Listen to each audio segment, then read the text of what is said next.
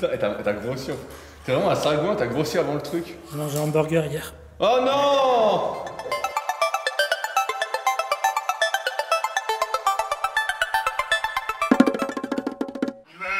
Start.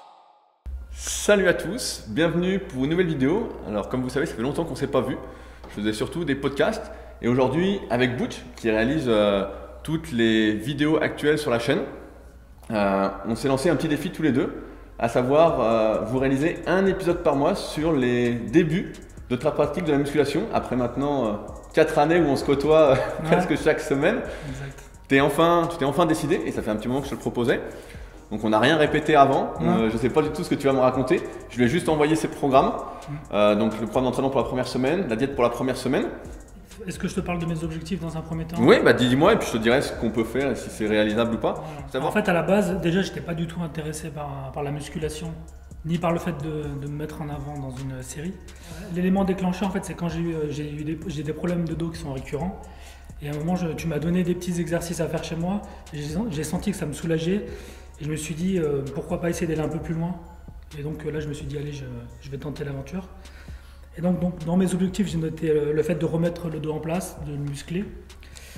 Le challenge de la discipline, parce qu'en fait, j'ai une activité d'indépendant et je n'ai pas vraiment de discipline dans mon quotidien. Mais tu as quand même quelques habitudes, non? Parce que je sais que tu te lèves après tous les jours à la même heure, oui, tu fais la même chose tous les matins, tu as tes petits rituels, etc. Donc tu as déjà une discipline, mais peut-être moins en fin de journée? Mais j'ai une discipline à un certain niveau, mais par exemple, au niveau corporel, j'ai pas de discipline. J'avais envie de réveiller un peu ce corps qui est un peu endormi en fait, d'une certaine manière, enfin du moins le haut du corps, et de voir si j'étais capable de tenir en fait. J'ai noté perdre du poids, j'aimerais bien perdre genre 6 kilos en 6 mois. Oui, bah là comme on vient de te poser à 85 kilos mais après manger, donc tu fais plus que prévu, on a été surpris tous les deux du poids. Après la caméra qui pèse quoi. Putain tu fais 85 kilos mon gars. Mais non. Bah si. Non, regarde. Oh putain, je savais pas que t'étais si lourd en fait. Bon bah c'est bon. Ah mais regarde, j'ai des bonnes cuisses aussi. Non mais... Ça joue ça non? Ouais non mais ça joue un peu mais quand même. Donc je pense que tu peux descendre raisonnablement à 75 kilos assez facilement. Ah, sans trop te priver en fait. Ah ok, bon. Après j'ai noté voir mon corps se dessiner un peu. La curiosité en fait, comme j'étais habitué à un corps qui ressemble plus à un...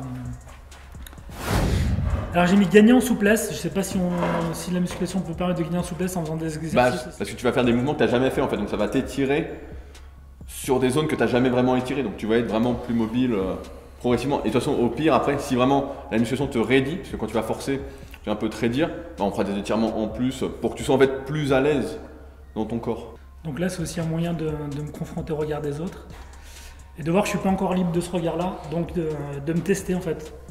Là, tu te mets à nu en fait, et je pense que c'est un bon point pour les objectifs parce que quand tu es à nu et tout le monde attend en fait attend ce que tu vas faire, attend tes résultats, attend ta motivation. Donc c'est un peu comme si tu passais un pacte en fait avec les gens. Un débutant de 40 ans qui mange un peu aléatoirement, des fois diète, des fois des pizzas, comme tu m'as dit. Donc je pense que c'est le cas de beaucoup de personnes et qui se demandent en même temps qu'est-ce qu'il est possible de faire en 6 mois de pratique assidue à 3 fois par semaine en étant à peu près strict sur son alimentation. J'ai indiqué voir plus grand. Dans le sens où peut-être que même dans mon quotidien, je mise un peu petit à certains niveaux et de me dire que tu vois là, si on va au bout des 6 mois, je sais pas ce qui va se passer, mais peut-être ça va peut-être déclencher d'autres choses en fait à d'autres niveaux que la musculation en fait. Et à un moment, il y a un cap qu'on passe ou qu'on passe pas, c'est soit on se prend au jeu, soit on se prend pas au jeu. Donc si tu te prends au jeu, en fait, 6 mois c'est que le début et après ce sera ton hygiène de vie car tu auras tes 3 séances par semaine qui seront posées, qui seront tes habitudes. Et en même temps, comme tu vas avoir des résultats sur toi, c'est aussi l'engrenage en fait. Et ça va te permettre de voir qu'avec des efforts, en travaillant sur un truc, tu peux aller plus haut en fait. Te dire, tu vois, c'est d'un coup, tu perds presque 10 kilos, tes bras, tu prends un petit peu, tu prends un peu de partout. Forcément, ça te permet effectivement de voir plus grand et de te dire, finalement, si je travaille, tout ou presque, j'exagère un peu, mais à ta portée. Déjà, tu m'as envoyé un programme et je voulais savoir à quoi ça correspondait en fait ce programme. Bah alors, en fait, c'est un programme débutant, classique, où on va faire les principaux exercices qui vont travailler presque l'ensemble des muscles de ton corps. Donc, comme tu l'as dit, tu es plutôt avantageux sur le bas du corps parce que tu as fait pas mal de foot. Donc, l'accent est plus mis sur le haut du corps. Donc, le but, c'est pendant déjà 3-4 semaines d'apprendre les exercices, donc de ne pas trop forcer, de ne pas avoir trop de courbatures, etc. Et progressivement d'essayer de le personnaliser. Donc, là, c'est un programme, on peut dire, un peu générique par rapport à ce que je sais de toi. Et voilà, il y a quelques petites personnalisations. Tu vois, tout à l'heure, tu as fait du pullover, tu avais un peu mal à l'épaule. Donc j'étais là, je t'ai dit, tiens, bouge un peu le coude pour voir. Hop, ça va. Ça n'aurait pas été, on aurait changé. En fait, le but, c'est que ça fasse du bien. C'est la base, en fait. On commence par la base. Que dois-je savoir en priorité avant de démarrer le coaching avec toi? Bah, c'est qu'on est là pour gagner. On est là pour gagner, hein. On est là pour réussir. Ouais, bah, en fait, tu dois t'attendre en priorité. C'est que là, tu t'es engagé, on s'est engagé. Ouais. Donc en fait, je vais pas te lâcher. Et tu peux pas me lâcher. Parce que je vais t'attraper.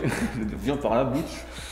Après, si une fois de temps en temps, voilà, on a mis 3 séances, un week-end t'es pas là, bon bah on décale la séance à la semaine d'après, voilà, c'est pas très grave. Ce qui compte, c'est d'être régulier sur le moyen et long terme. Tout à l'heure on parlait de diète, pareil. Si à un coup tu manges vraiment une énorme pizza et tout, une fois toutes les 2 semaines, voilà, on s'en fout en fait. C'est pas. Ce qui compte, c'est que la globalité soit assez bien. Ça te fait sourire? Non, du coup, j'ai retenu vraiment le côté si tu manges une grosse pizza Toutes les une 2 fois semaines. toutes les 2 semaines, je l'avais pas intégré ça, du coup, je viens de l'intégrer, ça fait plaisir. Oui, oui, en fait, mais non, mais voilà, après, c'est un équilibre. Tu vois, là, tu as 3 repas plus une petite collation par jour. Donc, ça te fait, allez, on arrondit à 4 repas par jour. Ça fait 28 repas par semaine. Donc, sur 2 semaines, ça fait 56. Si t'en as un sur les 56 qui est pas clean, bon. En tant que débutant, quelles sont les erreurs les plus fréquentes selon toi? Quelqu'un qui va démarrer comme moi. Bah, c'est de trop forcer au début en fait. Ouais. Ça aurait été par exemple, tu vois, au lieu qu'on mette 25 au développé couché, c'est que tu aurais mis 35 et tu te serais tortillé dans tous les sens. C'est en fait de ne pas se concentrer vraiment sur la technique d'exécution au début, alors qu'il faut vraiment être nickel. C'est vraiment être stable. Tu as vu, je t'ai montré le mouvement des épaules pour le coucher. C'est tous ces petits trucs en fait qui font que, comme le programme en fait, une fois qu'on a posé les bases techniques, tu vas pouvoir pas exploser mais progresser vraiment sur le moyen long terme. Et sans ces bases là en fait, tu es sans arrêt obligé d'y revenir parce que tu vas te blesser. Donc c'est plus de se croire plus fort qu'on est, alors qu'on n'est pas pressé en fait de mettre des poids ou juste laisse faire le temps. Moi je vais gérer derrière en fonction de ce que je vois. Apprends bien la technique, sinon tu n'auras pas le choix non plus. Donc, qu'est-ce qu'un écart alimentaire déjà? Est-il possible de le rattraper? Et entre parenthèses, j'ai mis genre un jeûne, c'est genre le lendemain si tu as fait un truc. Bah, le problème c'est que là, tu es en restriction calorique en fait. Ouais. Donc je sais pas trop encore, j'ai fait par rapport à ce que tu m'avais dit. C'est-à-dire que tu manges moins que tes besoins, légèrement moins. Et donc si tu fais un gros écart, donc on va reprendre l'exemple de la pizza après, et que le lendemain tu fais un jeûne en fait, tu vas être crevé quoi. Parce que déjà la restriction calorique de base va te fatiguer un petit peu. Même si normalement une petite restriction calorique t'éveille un peu, t'es énervé, etc. Sur le moyen long terme quand même, sur quelques semaines tu vas sentir une petite fatigue. Donc si le lendemain tu jeûnes, tu vas accentuer la fatigue en fait. Okay. Donc, je conseille pas spécialement. Est-ce qu'on peut rattraper? Bah en fait ça va s'évacuer tout seul en fait dans la semaine vu que tu t'entraînes, tu es actif, tu remanges sainement. Voilà en fait il n'y a pas besoin de compenser. Maintenant qu'est-ce qu'un écart? Donc il y a plusieurs écarts. Donc tout à l'heure tu as mangé, je t'ai vu avec une purée de fruits, une compote sans sucre. Et de mémoire je me disais mais il n'y a pas ça dans la diète. Je me disais, et tu m'as dit bah c'est un fruit quoi, que j'ai pas le droit de manger un fruit si j'ai faim. Ouais. Voilà, tout ce qui n'est pas dans la diète, et ça Ok. peut paraître un peu extrême mais comme tout est calculé en quelque sorte ou presque, tout ce qui n'est pas dans la diète est un écart. Donc si tu manges un fruit, je sais pas, tous les 3 jours tu as faim, tu manges un fruit en plus, je m'en fous, c'est bidon. Voilà, c'est rien.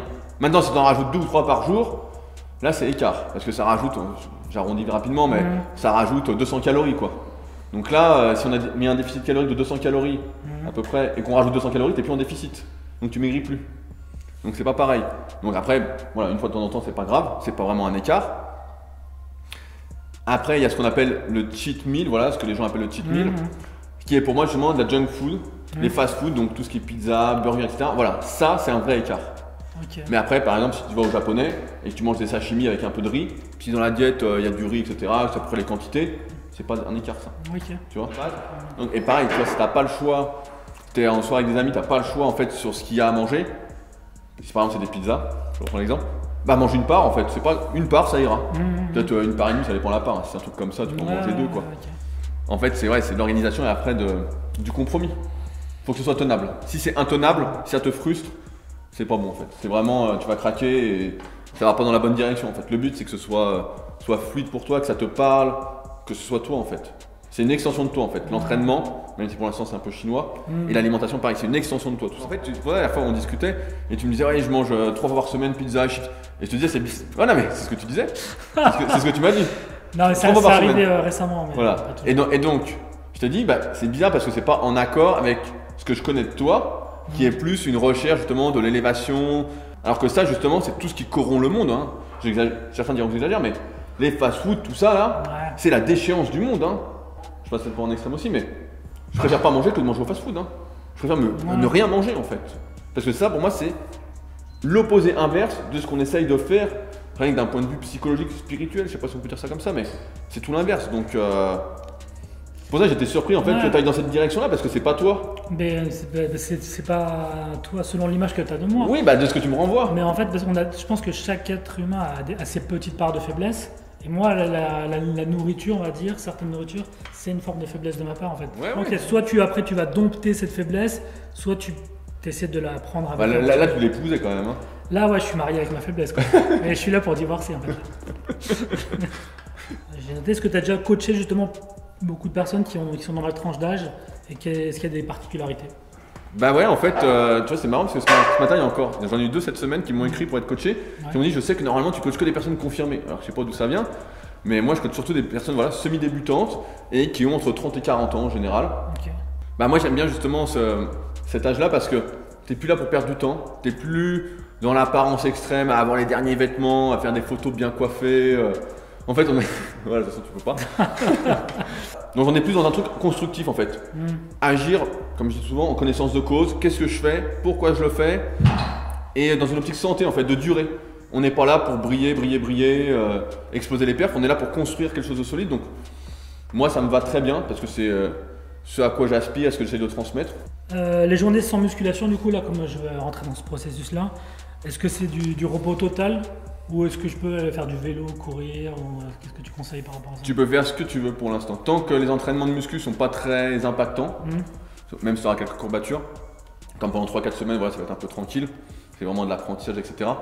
Fais ce que tu veux. En fait, c'est pareil que l'alimentation, il ne faut pas que tu sois frustré en fait. Souvent en musculation, les jeunes font de la muscu et moi j'étais comme ça.